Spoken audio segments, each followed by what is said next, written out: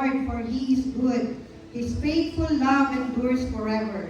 Give thanks to the God of gods. His faithful love endures forever. Give thanks to the Lord of lords. His faithful love endures forever. Give thanks to Him who alone does mighty miracles. His faithful love endures forever. Give thanks to Him who made the heavens so skillfully. His faithful love endures forever. Give thanks to Him who placed the earth among the waters. His faithful love endures forever. Give thanks to Him who made the heavenly lights. His faithful love endures forever. The sun to rule the day. His faithful love endures forever. And the moon and stars to rule the night. His faithful love endures forever. And in the last verses, He remembered us in our weakness. His faithful love endures forever. He saved us from our enemies. His faithful love endures forever. He gives food to every living thing. His faithful love endures forever. Give thanks to the God of heaven. His faithful love endures forever. How many times has this chapter mentioned His faithful love endures forever? We don't have any reason to be lazy to praise Him and worship Him. Let us open in prayer. Hallelujah, Lord. We thank you, Father God. We give you thanks already, Panginoon, for the wonderful week that you have given us. Salamat, Panginoon, sa napaka-warm, Panginoon, ng United Kingdom. Lord, we entrust to you, Panginoon, ang lugar na ito. Feel free to move. Feel free to be in our midst, Lord. Lord, we invite your presence, hindi lang sa lugar na ito, but most especially sa aming mga puso. Open our hearts, open our understanding. Remove, Panginoon, ang aming mga worries, Lord. We surrender it all unto you, Panginoon. Lord, sa mga wala pa dito, we pray, Panginoon, for their protection sa pagpunta. Sa mga hindi nagbabalak pumunta, Lord, ikaw ang magkukonvict sa kanila na masalamatan ka for the everyday, Panginoon, na blessings and favor na tatanggap nila mula sa sun, mula sa moon, Panginoon, for the air they breathe, for everything that you have created, Panginoon. We don't have any reason to not praise you. But Lord, allow us, Panginoon, cleanse us, Panginoon, para ang aming mga pananampalataya, ang aming pag-glorify sa iyo will not be left void, that it will be valid, Lord. Lord, help us to build our faith, remove our doubts, Lord. And Lord, we pray, Panginoon, sa Sunday service na ito, that it will be indeed a healing service for all of us, because we have allowed you in our lives to be controlled, to be used by you as your servant. Lord, help us to embrace the calling that you have given us, and give us anoint us, Lord. Give us the anointing, empower us, and Lord, we entrust to you the preaching that is going to be preached today sa buhay ni Sister Ria, Panginoon. Let your words be glorified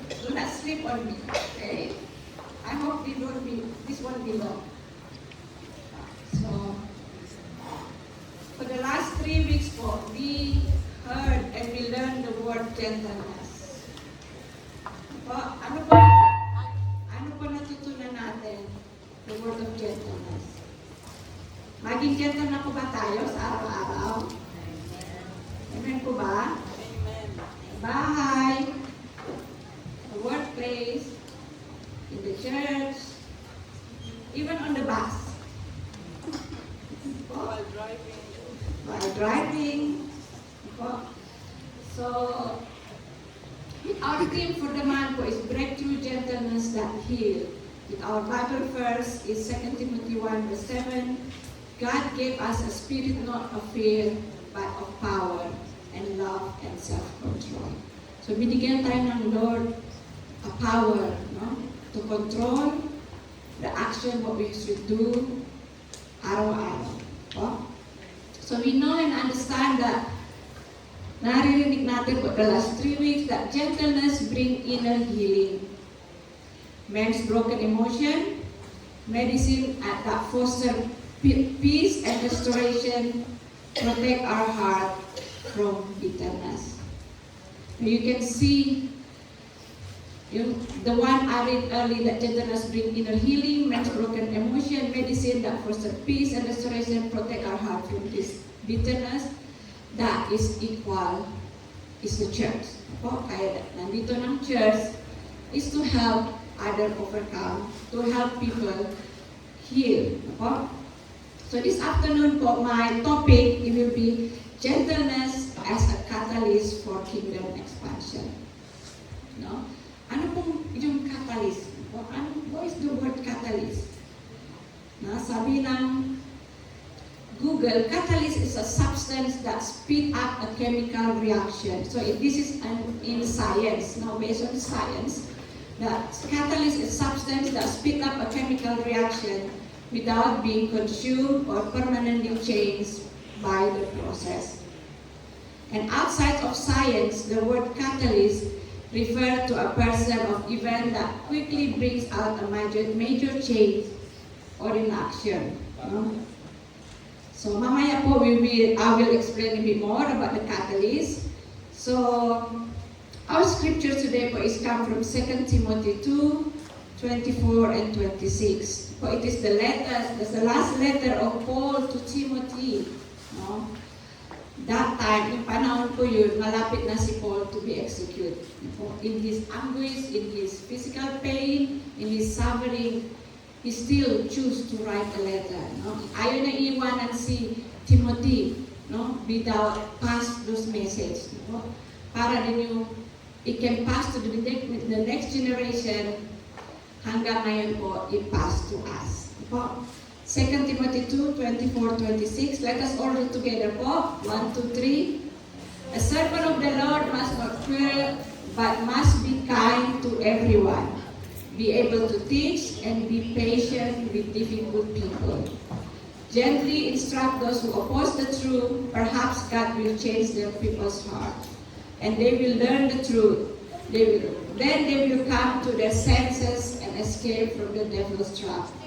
For they have been held captive by him to do whatever he wants. And Titus 3:2, they must not slander anyone and must avoid quarreling. Instead, they should be gentle and show true humility to everyone. Amen. So, but sabi ni Paul, the servant of the Lord must not quarrel, no? We have to keep the peace. Bakit ko ka nga sinabi? It is because our Lord Jesus Christ, no? He symbolized of peace. So as a church of our Lord, that we have to have the same attitude or a character. So the key thought po is gentleness open door for evangelism, discipleship, and kingdom advancement by drawing heart rather than forcing them. We cannot force people, we know, but by being gentle, we drawing their heart to the Lord. So, sa introduction ko po, we don't become gentle because of the situation. Amen po ba? We become gentle through the shaping God has already been doing in us. No? It's so true, no? Because gentleness is not happen overnight. No? There is a process. We have to go through process.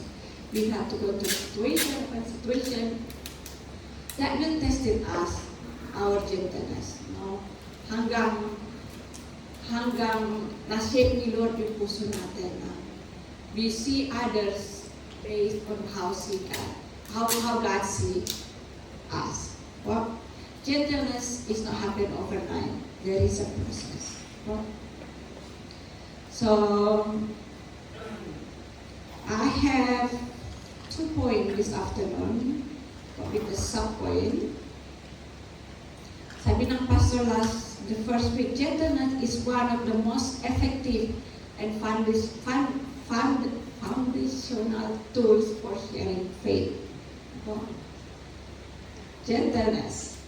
Be patient. Diba sabi ng Paul kanina, be patient for the difficult people. So point number 1, gentleness is mark of Christian strength, shaped by the Spirit.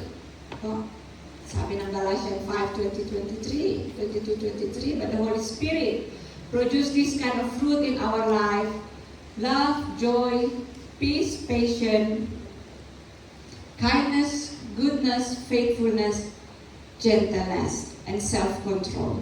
And there is no law against these things. So gentleness is one of the fruit of the Holy Spirit. Amen po ba? So hindi lang basta-basta nakuha ng gentleness anywhere. Gentleness is the fruit of the Holy Spirit. It is a fruit of a transformed life. The proof is always seen in the fruit. Agree po ba? And the proof is always in the fruit. So when someone claims to be transformed by the Holy Spirit, we can see their character match with what I mentioned on Galatians 5:22-23. Justin mentioned last week that gentle heart reflects Christ. As we transform by the Holy Spirit, the fruits, those fruits living in us, in our work, in our action, and become who we are. So the Holy Spirit, in the Bible, it mentioned the Holy Spirit, the symbol of the Holy Spirit is a dove. Diba po? Nakita niyo po sa Matthew 3:16. As soon as Jesus was baptized, he went up out of the water. At the moment heaven was opened, and he saw the Spirit of God descended like a dove and alighting on him. No? So why dove? Why dove? Dove ba o dove? Dove. Why dove? But in the eagle. No? Why is not eagle? I'm sure the Lord chose dove for a purpose. No? May plano nila. He knows what dove represent. No? So yung una, not only the color is white, no? But when you see color white, you feel refreshed. You know, you parang, it's nice. No? Color white. And it represents also soft. No? And it's so peace. You know, you feel peace. Even your laundry, you wash the white clothes, you hang it and it's white as white. You say, you know, you parang ganda. And you know, dove is the Holy Spirit is represent a gentle, purity, and divine presence. So nakuha po ako. There's 2 facts about dove. So in physical, their flight muscle take up around 44% of their body weight. That makes them exceptionally strong flyer. Also, ibig sabihin, gentleness is a strength. Represent a strong flyer. So, di ba on those days, ginamit nila ng dove at pigeons to deliver important message? Because of their flight muscle, they can fly longer and further. And they arrive to the destination, give the message, the important message.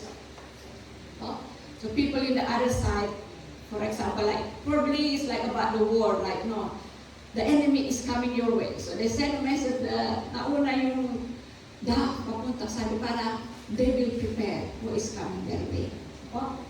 In anatomy po, dove are unique among birds. Dove and pigeons are unique. Dove are unique among birds because they do not have gallbladder. In biology and spiritual symbolism, they did not store bile. Ano pong bile? Diba? Mapait yung bile, diba? So when we vomit, when the tummy is empty, when we vomit, the green thing, kamangaan is bitter, diba? Ano pong ibig sabihin bile? Diba? Ano mo ibig sabihin why the dove doesn't do not store bile? Lumabas ka agad. Ako? No, it is show that hindi sila, they don't keep the bitterness. Oh, di ba po? Nag-gets niyo po? Bakit, no? So, they don't sort of, they don't restore the physical bitterness. No? As a human, as a child of God, binago ko tayo ni Lord. No? It will show there is no room for bitterness in us. Amen po ba? Amen. Praise God. Praise the Lord God. I so amazed the Lord. Nabasa ko yun, sabi ko, wow, ang galing mo talaga, Lord. No? Yung bitterness. So, yun pala yung pinapa-represent ng Holy Spirit. No? As a life that has been transformed by the Spirit, bitterness is not us anymore. We don't have space in our heart to store that. Even though we have a gallbladder, okay, but we don't allow bitterness to stay in us. Amen po? So, when we are with the person who has gentleness in them, we feel safe. Amen po ba? We feel secure. And we feel peaceful. You know yung magaan ng puso mo na kaya mo na that, I'm willing to open up to her. I'm willing to trust the person. Because you can see sa kanyang buhay there is a gentle spirit in him or in her. So point number 2 na po ako. Wow, malapit na natapos. But not too exciting. So number 2 po, gentleness is a kingdom strategy for the church, a pathway to influence and grow. It's the same verse that we read earlier. So alam po natin the sole existence of the church is to bring people to God. There is no other agenda to draw them near to Him alone. As the Great Commission says, that all authority in heaven and earth has been given to me. Therefore, go and make disciples of all nations, baptizing them in the name of the Father, of the Son, and the Holy Spirit, and teaching them to obey everything that I have commanded you. And surely I am with you always to the very age of the age. So in the way na the church assistant is to bring people near to God. And we don't have to worry that, hindi kaya gawin kasi ilan lang tayo. No. Sabi ng Lord, I am with you always to the very end of the age. Opo, kanya-kanya, lahat tayo may trabaho, we have our own work, but the Lord has His own work. Amen po ba? So the church is a refuge for the needy and a hospital for the sick, a place where hope is restored and souls are healed. It should be a place of comfort for all who enter. Are we all comfort po this afternoon? Amen? As the church, we are called to shepherd the lost and guide them back to the heart of God. So in a way na, hindi lang trabaho ng gatekeeper to welcome everyone with a smile. Lahat po tayo. No? We make them feel welcome. Even through our smile as a first impression, people can feel the welcome. No? They can feel home. So I have 3 sub-points with that po. It's a strategy. Gentleness is a kingdom strategy for the church growth. No? The first one is the secret of growth is unity. A church that stands together becomes unstoppable. Amen po? At lahat tayo, when we stand together in one mission, one vision, and one heart, we will become the unstoppable. 1 Corinthians 1:10, I appeal to you, brother and sister, in the name of our Lord Jesus Christ, that all of you agree with one another in what you say, that there be no division among you, but that you be perfectly united in mind and in thought. No? Sabi ng Psalm 103, there is a blessing in unity. Amen po ba? Amen. For that the Lord bestow His blessing, even life forevermore. So people come to church with needs. No? As a church, we can guide and heal them when we are, as a church po, we can guide or heal them when we ourselves are broken or divided. Oh. People will come and say, parang itong hindi church. No? We all know church is a place of unity, place of love, no? Place of compassion. So we can guide or heal them when we ourselves are broken or divided. So in unity, submission also is important. Or as a worker, we submit to our leader. So when we submit to our leader, there is order. Everything will fall in place. So there is order, there is peace, and there is unity. So when the church submits to the Lord, there is always unity between us, between the Lord's people, because God's love binds us together for one mission alone. And let it be for the strength for growth is gentleness. That is, the strategy of growth is gentleness. That's our strength. No? Because through gentleness, it opens heart, builds trust, and creates influence.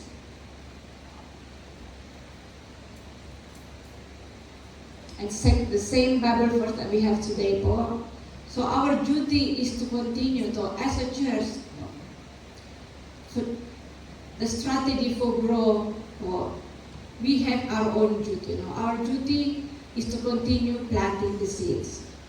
To plant the seeds of gentleness wherever we go. Keep sowing kindness. Keep forgiving. Keep caring. Keep being humble, patient, and always being present. Huwag ka na magpapagod.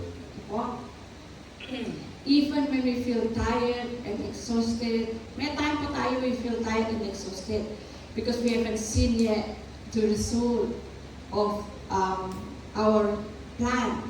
We are plant seed. So we didn't see any growing. Do not give up. You keep on digging, keep on plant seed. Sowing and planting are not an easy work. It's a labor involved. And sometimes we just don't want to cry, sometimes we just want to cry out loud, Lord, pagod na po ako. Nagtanim ako, but I cannot see things grow. We cannot see the fruit of our labor. And then we become discouraging.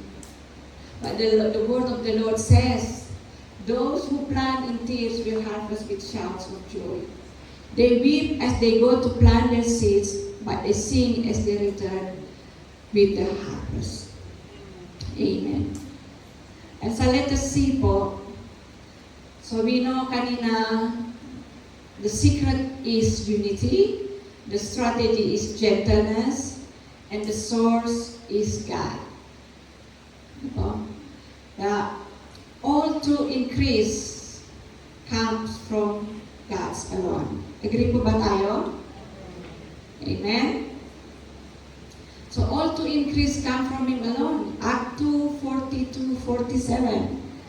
They devoted themselves to the apostolic teaching and the fellowship, to the breaking of bread, to the prayer. Everyone was filled with awe at the many wonders and signs performed by the apostle. All the believers were together and had everything in common. You can see they are united. They have things in common. They sold property and possession to give to anyone who had need. Every day they continued to meet together in the temple of God.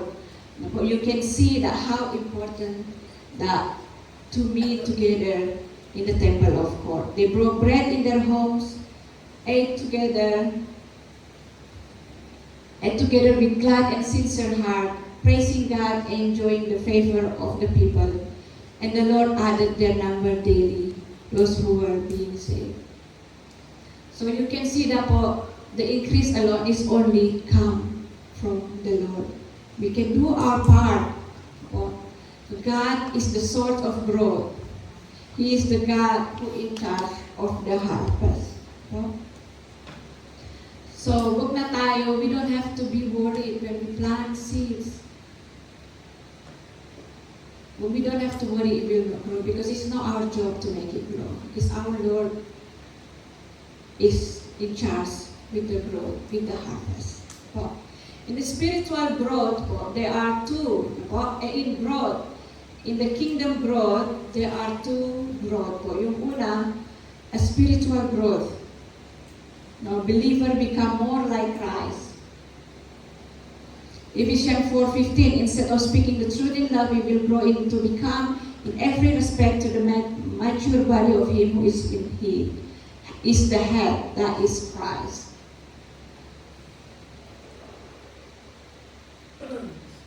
Because through our, you can see our church grow spiritually through our discipleship program.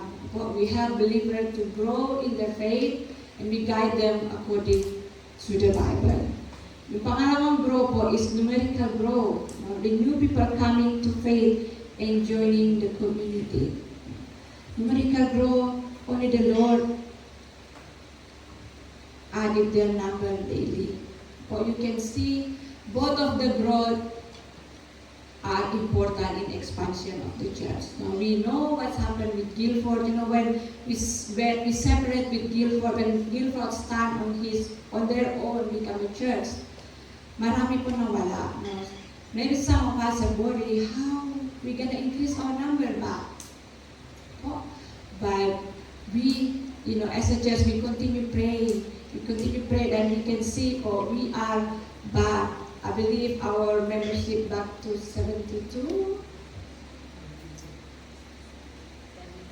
78. So you see that is the Lord's hand. It's not a man's hand. So we just continue planting seed. We continue praying, and the Lord the one who make it grow.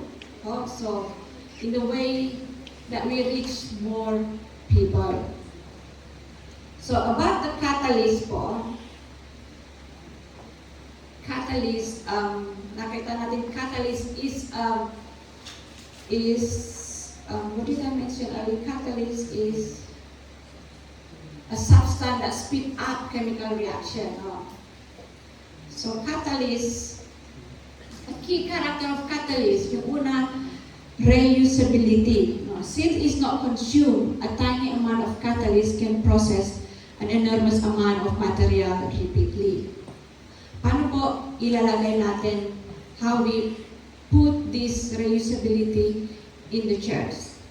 Through gentleness. Gentleness doesn't run out. Katulad ng catalyst, it will not consume. You can be used again and again. So gentleness doesn't run out. A small act of gentleness can soften many hearts repeatedly. Amen po ba? A small act of gentleness can soften many hearts repeatedly in our family, in our workplace, in our ministry, in our community. So yung pangalawa po, specificity. Catalysts are highly selective. A catalyst that speeds up one specific chemical reaction typically will not work for another. Ano po ibig sabihin? With gentleness, works precisely where hardness fails. Yung opposite ng gentleness is hardness. So gentleness works precisely where hardness fails. It opens doors in places where force, pride, and pressure would only close them. And no effect on equilibrium. It makes a reaction happen faster, but it does not change the final amount of product that can be made. Gentleness doesn't change God's plan. It simply helps us reach it faster, smoother, with less resistance. So really, gentleness is a catalyst for the church growth. Or you can see the explanation that it will not consume. It can repeat it, doing it again and again, and it will not alter the course. It will not alter God's plan. Okay? It's only simply reach it faster, smoother, and with less resistance. So catalyst pa naman, catalyst in a real world example. So in our body, enzymes, biological catalyst. like saliva amylase, instantly break down complex starches into sugar. Without them, the digestion would take years. Di ba po?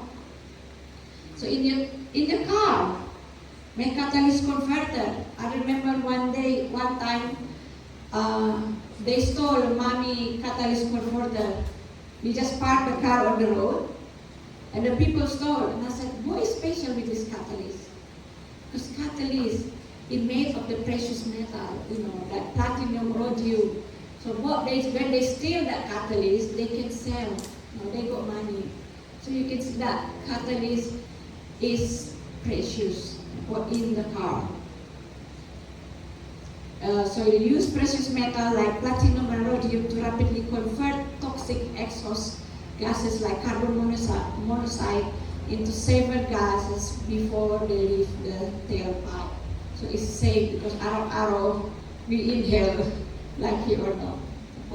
So in manufacturing naman, the chemical hardeners mix with epoxy resins and industrial coating like the Cerakote finishes mentioned previously. So to force the liquid formula to quickly cure into a solid stage. So in a way, it's a fast track, without cutting corner.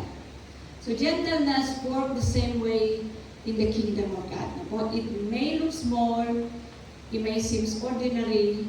You see the catalyst in the car, nakatago po yun, is under the car. It's hiding. No one's noticed. But people know that this certain car has a catalyst, there's a precious metal, that's the one we're gonna steal it. So it may look small, it may seem ordinary, it may be ignored by many. But we all know that gentleness speeds up healing, reconciliation, influence, and spiritual growth in ways that force, pride, and harshness never can. In summary of catalyst, gentleness is not weakness. It is a divine catalyst. Amen po ba? So next slide po. Gentleness is a kingdom tool that speeds up expansion without shortcuts and without changing God direction. Though many see it as a small or ordinary, gentleness carries a powerful impact on growth. Amen po ba? Subukan natin po. Continue tayo. Challenge po natin sarili natin for the next 1 month or so the next month. We be gentle to one another. The population expands. So, while catalyst, we all know that catalyst is speed up the process. There's the opposite of catalyst, it's called inhibitor. Inhibitor is to slow, to stop, or prevent it from happening. So there are 5 hindrances, there's 5 hindrances or 5 inhibitor or 5 obstacles for the kingdom expansion. So next slide. Yung una, ito po yung hindrances po that block for the kingdom expansion. Yung una po, harshness. A harsh spirit block a soft gospel. A harsh heart misinterpret God's character. Amen po ba? Amen. Amen? The kingdom grow. Do not forget that. The kingdom grow through love, patience, and gentleness. Not through intimidating or aggression.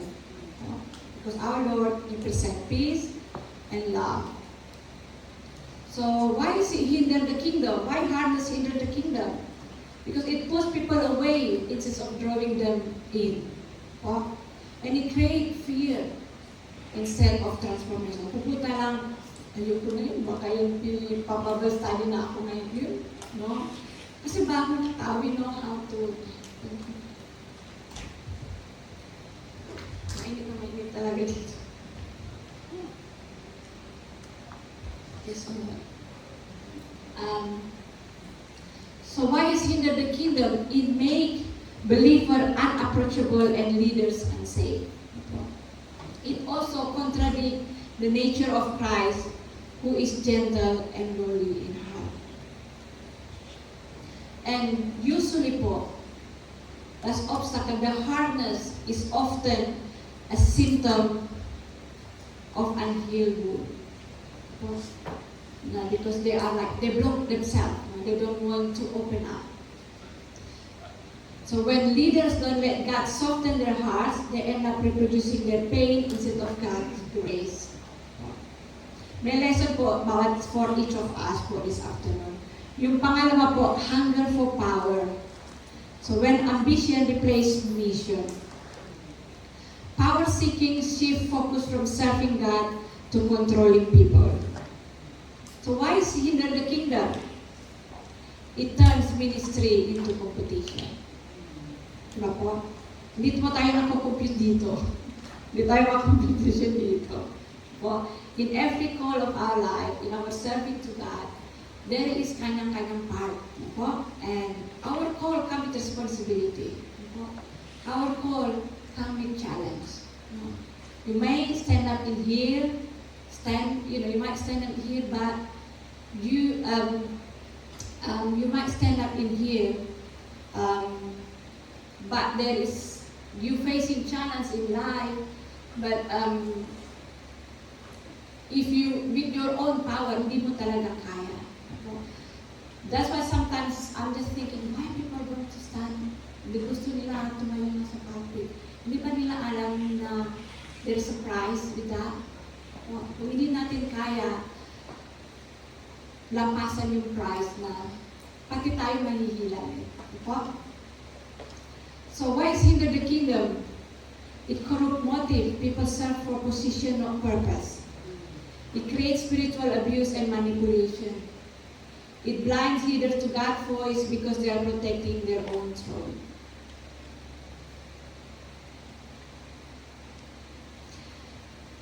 Our service, the kingdom expansion, it is not through position.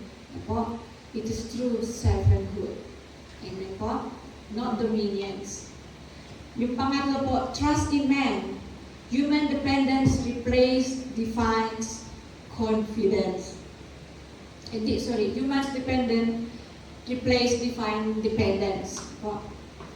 Relying on human strength, system, or personality instead of God. So why is it hinder the kingdom expansion? Because it's limit ministry to human ability instead of God's supernatural power. It creates celebrity culture in the church. It leads to disappointment when people fail, and they always do. And it shifts faith from God's promise to human performance. What? Trust in man often look like wisdom or strategy, but without God's breath, even the best plant produce no spiritual fruit. Amen po ba? Gising po ba tayo? Amen. Pang-apat, division. A divided church cannot expand a unified kingdom.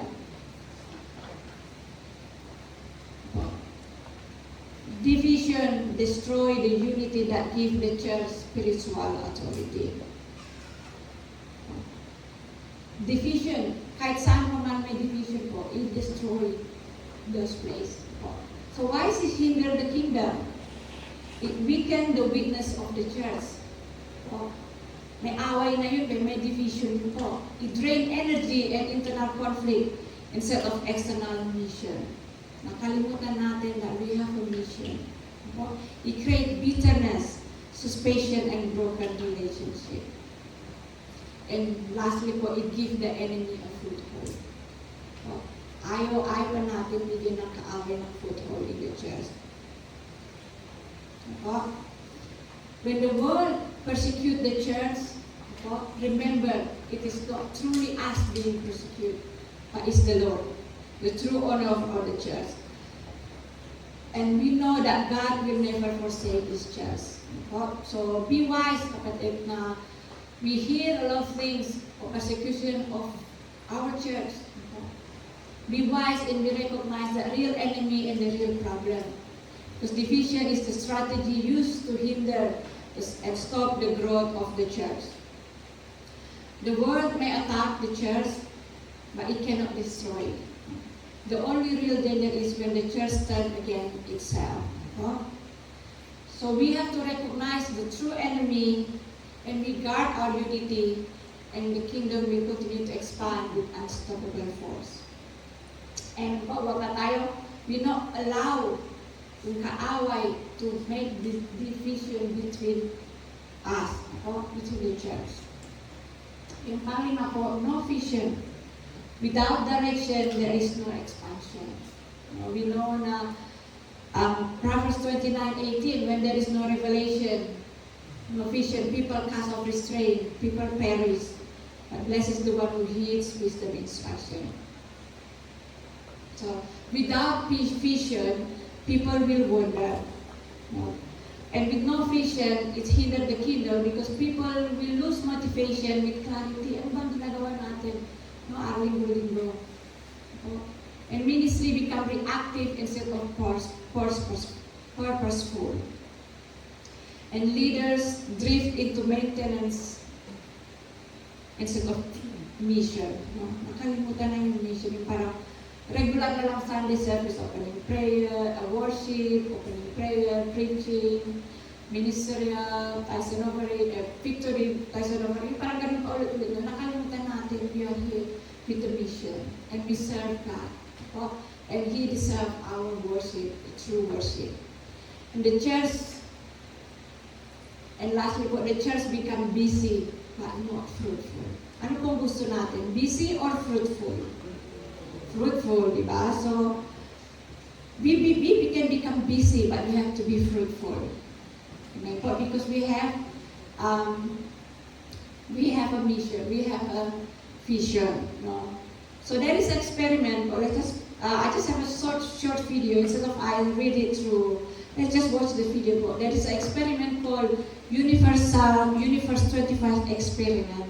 Something to do with no vision.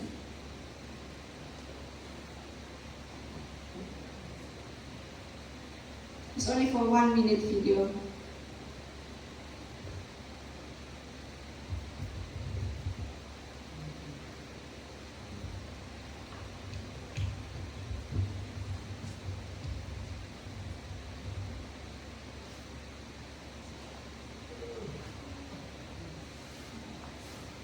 Four males, 4 females. Placed in paradise, unlimited food, unlimited water, perfect temperature. No predators, no disease.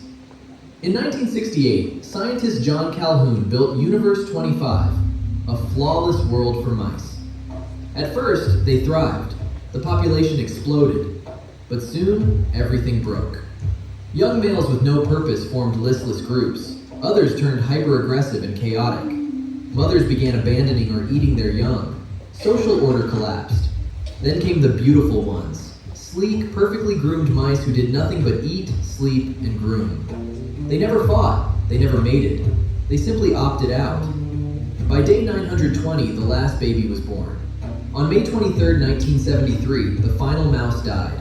Not from starvation or violence, but from the death of meaning. Comfort didn't kill them. A world without meaningful roles did. We still have a choice. Amen. Nakita niyo po, they're very comfort. They have everything, food, there's no disease, the temperature, it was this person, kaya pinangalan niya Universe 25, kasi 25 times ginawa niya. No, you see that they have enough food, and so parang sabi niya, eat, sleep, and repeat.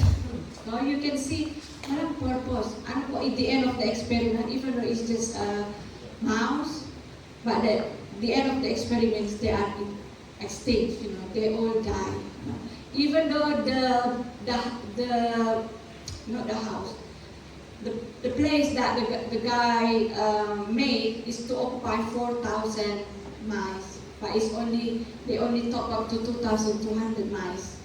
Natigil na yung produce. So you can see they all die. At the end, they die. No, you can see that lack of vision doesn't mean lack of activity. May mga activities sila. But it means activity without impact and the result is nothing. They all die.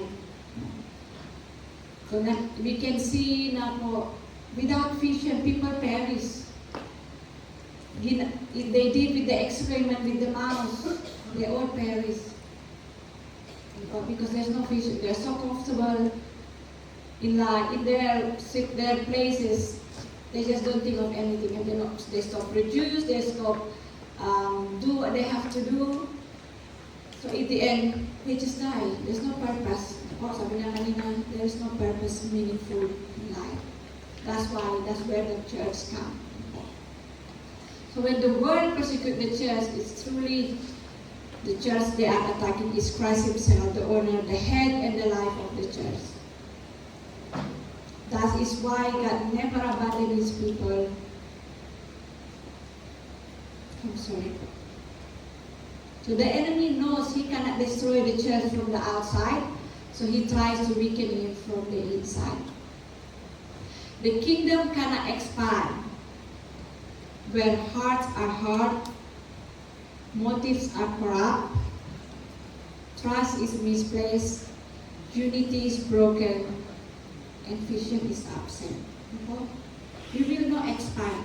Kahit linggo-linggo na tayo nang lumalakad, kahit linggo na tayo mag-evangelism, when the heart is hard, when the motive is corrupt, and trust is misplaced, when unity is broken, and vision is absent, it's a waste. Nothing will happen.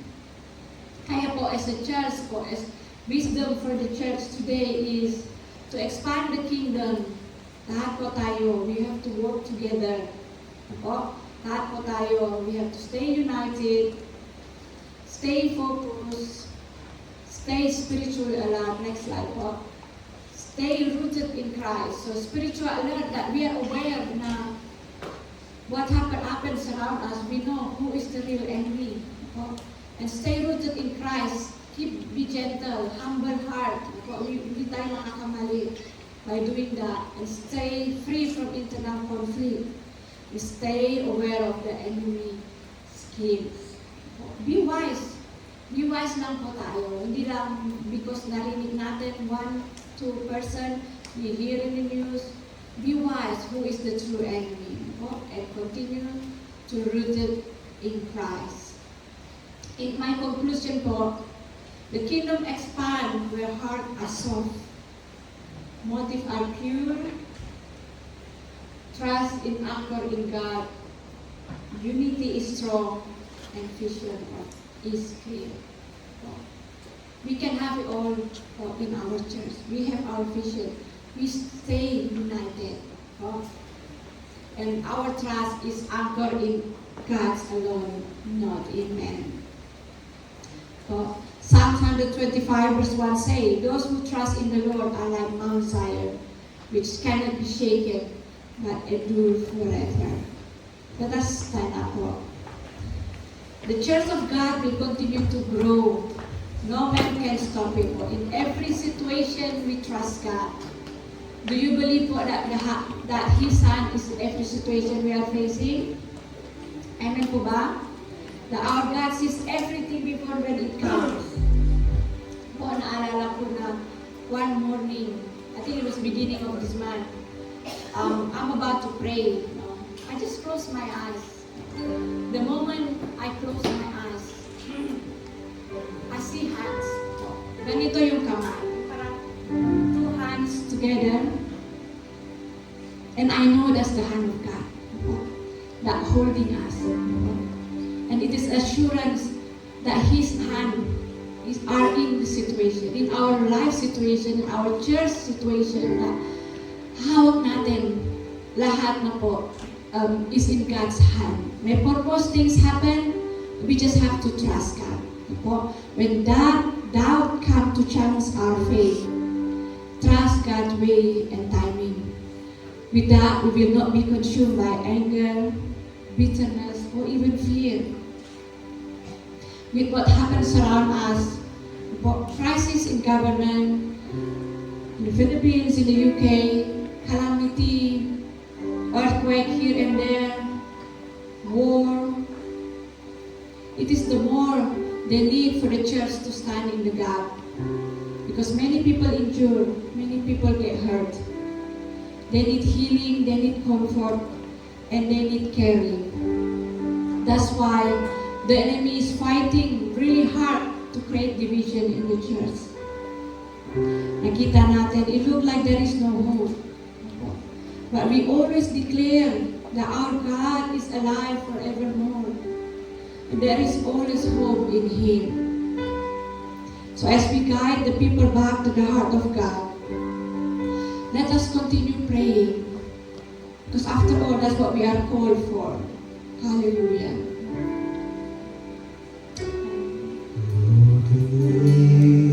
Your grace and mercy lead to pray like never before. We need the power of your Holy Spirit to open heaven's door. Lord, we need your grace and mercy. We need to pray like never before. We need the power of your Holy Spirit to open heaven's door.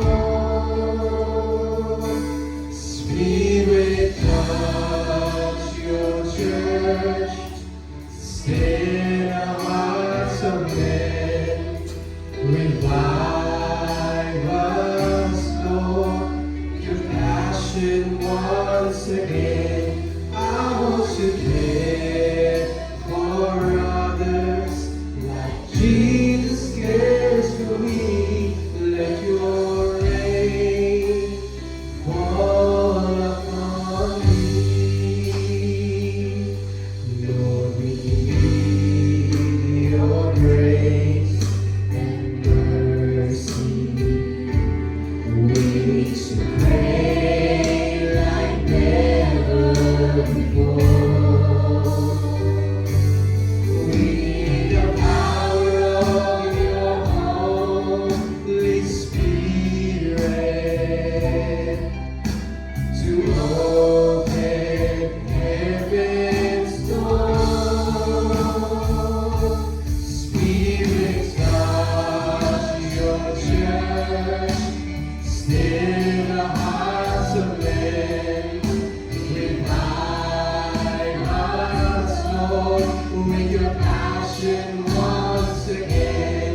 I want to care for others like Jesus cares for me. Let your rain fall upon me. Spirit, touch your church, still the hearts of men. Revive us, Lord, with your passion once again.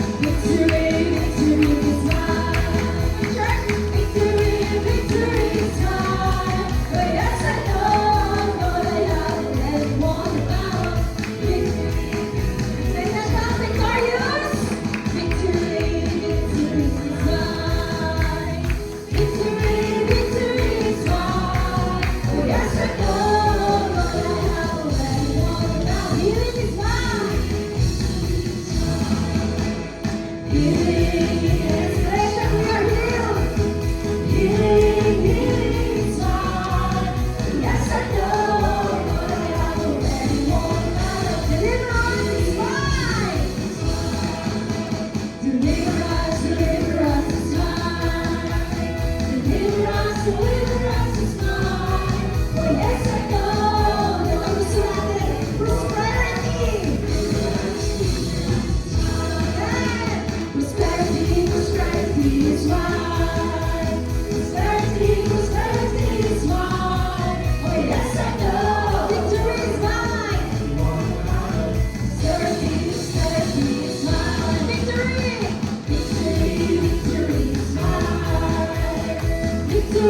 Victory is mine. Oh yes, I know, Lord. Lord, you serve heaven. No, no, no, no, no. God's not there. He's alive. God's not there. He's alive. God's not there. I can feel it in my head. Over me. I can feel it in my head. I can feel it in my feet. I can feel it in the air. I can feel it everywhere. I can feel it in this church. I can feel it in the street. I can feel it. I know. God's not there. God's not there. He's alive. God's not there. He's alive. God's not there.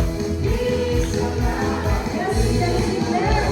We can feel it from the head. I can feel it in my head. I can feel it in my feet. I can feel it in the air.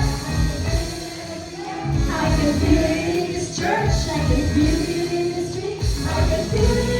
It's your God alive. Yes, yes, yes, yes, yes. Alive, alive, alive forever. Why Jesus is alive. He's alive. Oh, alive, alive, alive forever. Sing hallelujah. Sing hallelujah. Sing hallelujah. My Jesus is alive forever. Sing hallelujah. Sing hallelujah. My Jesus. Buhay kay may paman.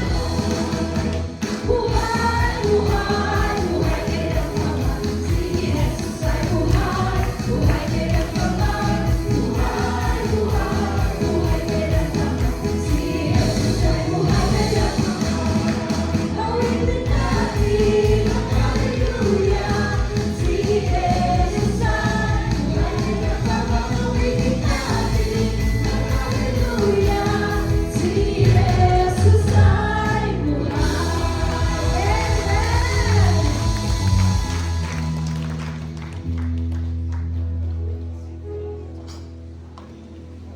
Amen. Amen! Hallelujah! How's everyone po? Parang napagod, ang init din kasi. Amen! Ako rin po napagod. Sobrang init ba? Ito na po, dadako po tayo sa ating second favorite part of today. Ang ating tithes and offering. Amen po ba? Amen! So ang ating aking verse na gagamitin po ay sa 2 Corinthians 9:7 po, if we can show it po sa ating projector. Thank you.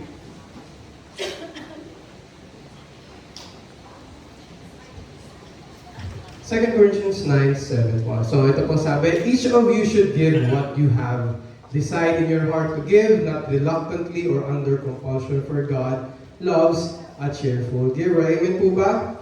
Alam po natin itong verse na to, very popular verse. So as we prepare our tithes and offering, we've been learning about gentleness sa buong isang buwan na po. Na-learn na po ba natin? Ito po yung last day niyo po para ma-learn ng gentleness. Next month, ibang team na po. Amen? Na-learn na po ba natin ng gentleness? Amen? Meron na po ba tayong gentleness sa ating puso? Meron din po ba tayong gentleness para magbigay sa Panginoon? Amen and amen. So, gentleness po is, kung ano po sa topic, is not just how you treat people po, but on how you respond to God po. Amen po. And I believe as a part of the worship team po, giving is actually part of worship as well. It's a worship, it's a form of worship, and we just don't give because we're forced to. We don't give because Brother Justin said give. Hindi po, we give because we love our God and trust that He is our grateful provider po. Amen po. So personally po, I've seen God's faithfulness in this area po, in giving, and sa aking pamilya po. And I want to share po a testimony po. It's not actually my testimony, but it's my lola's testimony po. Because I know every single Sunday we talk about tithes and offering, there's a verses, there's this and that. But I want to prove po kung gaano kabuti ang Panginoon sa testimony po. Amen po. And kanina umaga po, I was on call with my lolo and lola in the Philippines po. And gulat po ako, tumawag po sila sa akin. Nakita po kasi nila yung sa post po sa JL World, sa JL UK po. Oh, nakita ko yung ano mo, preacher ka ba last week? Sabi ni lola, preacher ka pala last week. And we're, kamustahan kami ng lolo and lola. And nakita po nila, and they're so blessed. Sabi nila, magpatuloy ka sa ministry, whatever happening, whatever, you know, things in this world, even inside the ministry, whatever is happening, just keep on pushing on your calling sa church na ito. And Malala said, nung call na yun kanina, tatawanan kasi kami kasi it's very funny yung sinabi niya sa akin. You know, sabi ng lolo ko, yung nagre-reflect siya kung ano po yung kabutihan ng Panginoon sa buhay namin, sa buong pamilya po namin. And my lolo was like, I remember one time, nag-prepare ako sa Lord, ano kung pwede kong i-share na testimony para hindi na lang puro words na lang ng verse and ano, para ba talaga, heart to heart, masasabi ko sa congregation na meron patotoo sa buhay ito ang Panginoon. And the Lord, my Lord mentioned something about giving kanina umaga. Sabi niya, my mom grew up in the church. All of us grew up in the church po. And my mom was, I think, grade 5 at that time. And dumating po yung tithes and offering po sa kanila. And sabi ng lolo ko, yung pamasahin na lang po nila, pabalik po ng bahay, binigay pa nila sa church. And my mom was like, bakit mo binigay? Paano tayo lalakad? Paano tayo pasakay pa uwi? Gumagalan si mom. Yung my mom, she was like grade 5. And my lolo said, I was laughing so hard. My lolo said, di ba binigyan ka ni Lord ng paa? Maglakad ka pa uwi. Ayun po ang sinabi ng lolo ko sa mom ko. That time, and my lolo said, you know, if you give the Lord what is due to the Lord, and not because you're like someone is forcing you to give. It's not about how much, it's not about how little, kung ano ba talaga ang nasa puso mo yung titignan ng Panginoon. And my lola as well continue the story, and yung story po na yun, they walk back home po. Naglakad po sila. It's like maybe from our church to probably more than po, ganun po kalayo yung church namin sa Pilipinas. Naglakad po sila, pabalik po sa church. And my lola and mom was like, they were fuming kasi bakit tayo naglalakad, may pumasakay sana tayo, ba't mo binigay pa sa tithes and offering? They were like that. And my lola she admitted it that my lola was too, mababaw pa siya noon, kaya hindi niya pa naintindihan kung anong ginawa ng lola kong sacrifice para sa Panginoon. And you know, later that day, may kumatok po sa bahay namin. Ito po ang real story po ito, may kumatok po sa bahay namin daw doon sa Philippines. And sabi niya, Brother Demet, kasi kung alam ko naman ako Demetrio sa Bible po. Sabi niya, Brother Demet, kalimutan ko, may utang pala ako sa yung ganito. Yung po, patunay ko, totoo po yung nangyari mong yun. Tapos nagulat po ang lola ko, may utang ka pala sa akin. Sabi niya dun sa pumatok, ay, oo, nakalimutan ko na kasi, nahihiya ako sa'yo bumalik, yun po yung, nakita niyo po yung faithfulness ng lolo ko sa Panginoon. And ayun po ang patunay na kahit konti, kahit meron, kahit wala, if you give kung anong dapat sa Panginoon, is mas doble pa yung ibabalik sa iyo po. Amen po. Meron po ba tayo natutunan sa ating tithes and offering? Amen po. So let's pray po. Hallelujah, Lord God. Thank you, Lord God, for this day, Lord. Maraming salamat, Panginoon, for the things you've done, Panginoon, in this place and sa aming buhay, Lord God. Lord, maraming salamat sa buong isang linggo, Panginoon, na binalik mo kami dito, Lord God, to praise you, to worship you, Lord God. And Lord, I want to pray about tithes and offering, Lord God, all the things, Panginoon, all kolekta namin, Panginoon, Lord God, is not for glory, Lord God, is not for a man's, Panginoon, desires, Panginoon, Lord God, but is for the expansion of your kingdom, Lord God. Lord, maraming salamat, Panginoon, sa mga nagbibigay, Panginoon, at sa mga hindi pa nakapagbibigay, Lord God. Lord, ikaw, Panginoon, ay may right timing, Panginoon, Lord God, whether, Panginoon, wala silang trabaho, Lord God, or whether they're struggling right now, Lord God. Ikaw, Panginoon, ay may perfect plan, Panginoon, Lord God. Lord, give us strength, Panginoon, to carry on, Panginoon, the walk in faith, Panginoon.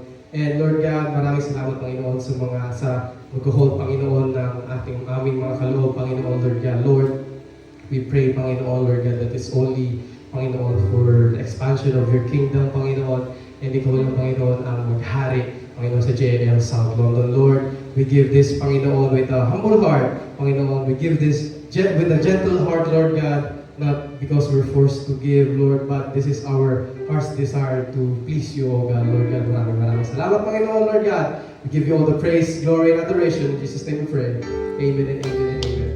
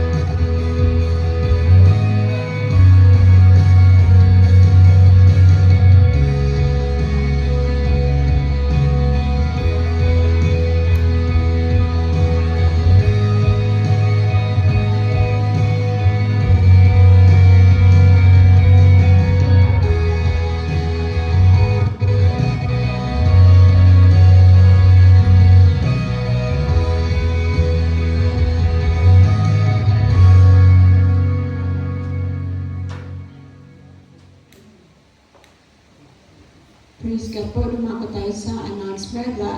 Let's watch the video. For our UK 42 anniversary.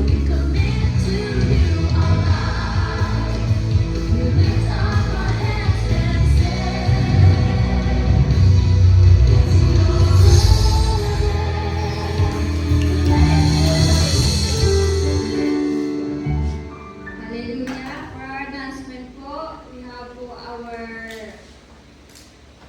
UK 42nd anniversary, August 22. Yan, hallelujah. Make our days available po. Kung na po mga holidays. That Saturday po, hindi po Sunday ang ating church anniversary. But prior to that, meron po tayong leadership empowerment sa August 20. So, for all the leaders, workers, potential workers, so lahat po ay invited to join our leadership empowerment po. So gather again po your schedule and make yourself available. Our next assignment po, let's be reminded for our district activities po. District High Five will be 5 to 6 a.m. Mondays to Fridays po yan. Via Zoom, led by Pastor Emil po yan. And the Zoom is always shared po sa ating group chat. Followed by our midweek service every Tuesday via Zoom then. This one is 8 to 10 p.m. naman, led by Pastor Arnold Barrientos. And last Wednesday is our Power Empowerment, but this is also happening every last Wednesday of the month, 8:30 via Zoom, led by Pastor Emil as well. For our local po, let's support po our local. Pero po tayong local hi-fi, tinatawag po natin itong Don't Watch. And this is only every Saturday po, 5 to 6 a.m. via Zoom as well. And of course, every Sunday is prayer meeting, 2 to 3 p.m. followed by our Sunday worship and healing service po. And lastly po, sa ating, sa ating life group po, mayroon po tayong mga list of life groups kung saan po tayong areas belong. Let's gather po every week or depende sa inyong schedules, and you can scan po so we can assign you saan po kayo na life group. Amen? And our social media, wala po tayong ibang social media po, no? So, be known that our social media is JL Church Sutton Official at sa Instagram, JL South London po. Hindi po any other official ng Jesus is Lord or any other pictures. Yun lang pong naka-assign po dyan ang ating Facebook at ating Instagram. And lastly, Wala na po. Let's arise for our closing.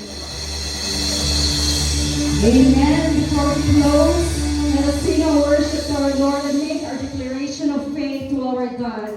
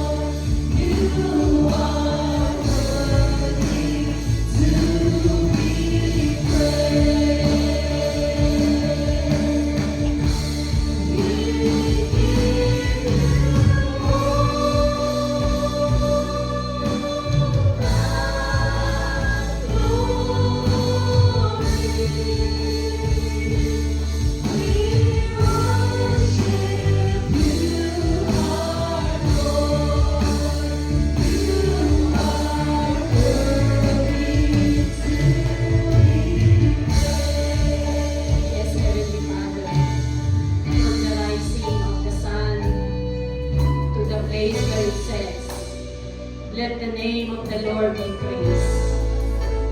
Yes, Lord, you are worthy to be praised. You are most worthy of praise. For you are our beginning, and you are the God everlasting. Lord, we thank you so much, Father God. In your word, in the book of Psalms 103, it says, "Bless the Lord, all my souls, and all that is within me, bless his holy name.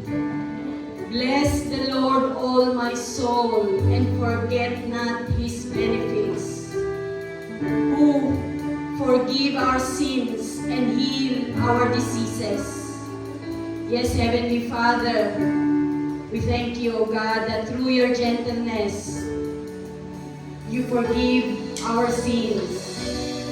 And through your gentleness, we experience, O God, the healing of our wounded soul.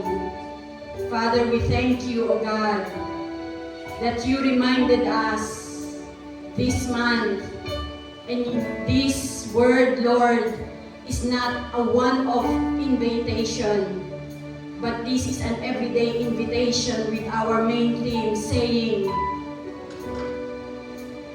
those You are inviting us, those who are heavenly laden, to come to you.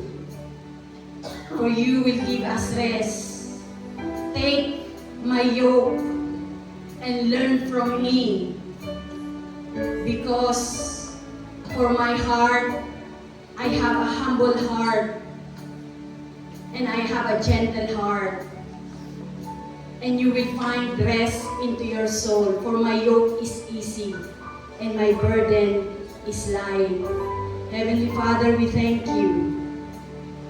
Kanino pa nga po ba namin makukuha at matututunan ang gentleness? Sinabi na yung salitang, learn from me, for I have a humble heart and I have a gentle heart. Lord, ikaw ang nagsabi, learn from you. Sa iyo po namin natututunan ang gentleness na ito. Salamat, Panginoon, sa pagtuturo mo sa buong buwan. For you are a gentle God. Salamat, O Diyos, sa iyong mga katuruan. Salamat sa bunga ng banal na spirito ng gentleness. Salamat, O God, that gentleness, O God, is one of the keys for the kingdom expansion. Lord, salamat po, O Diyos. Ang aming pong panalangin, hindi lamang po namin narinig ang gentleness na ito, Panginoon.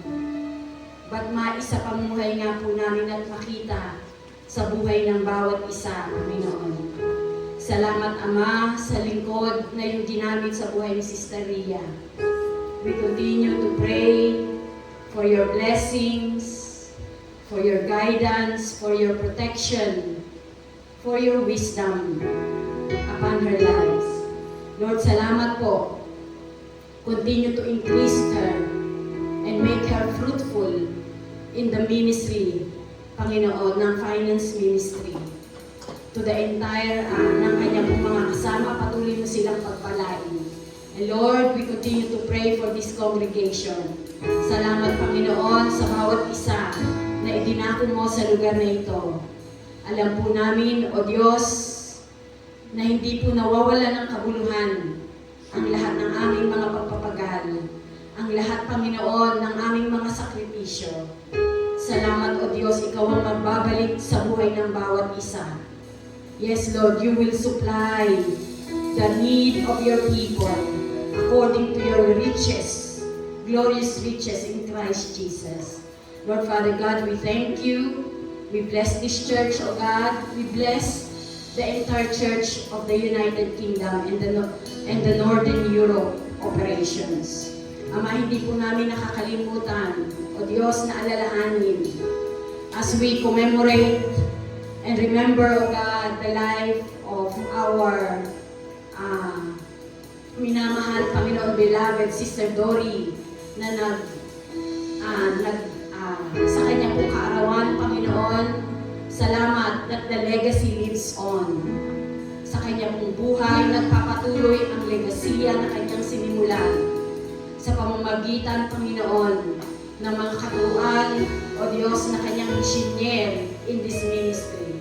Salamat, Lord, pagpalain mo ang kanyang pamilya, buhay ni Brother Eddie, at ang kanyang pamilya, Panginoon.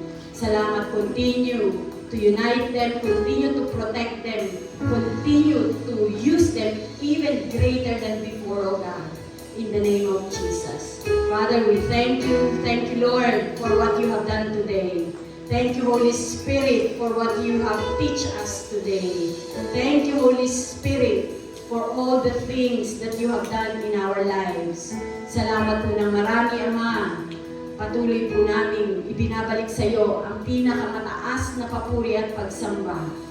Yes, Lord, we temporarily dismiss this service with the love of the Father, the grace of our Lord Jesus Christ, and the indwelling presence of the Holy Spirit be upon us now and forever. In Jesus' mighty name we pray.